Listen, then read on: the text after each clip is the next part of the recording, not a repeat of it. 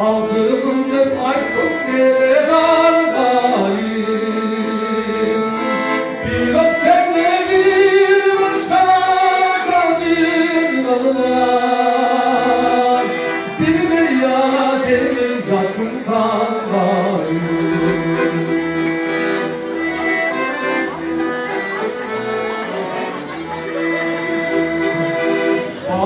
Çıkmaz koşun senin kırmağın. Bacılayım gülümsünüp kulağın. Koşun senin çırağın.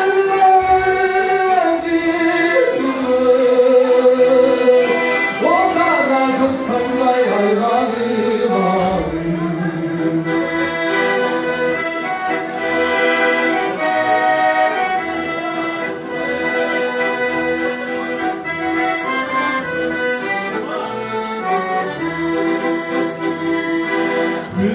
Güldü aykut sesin humadan. Güllük koysam uşun çalın duvadan.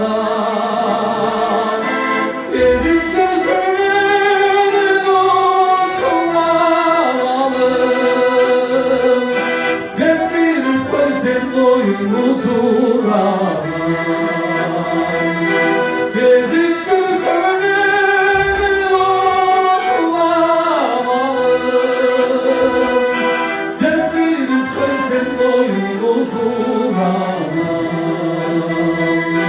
Sesini koy sen boynuna.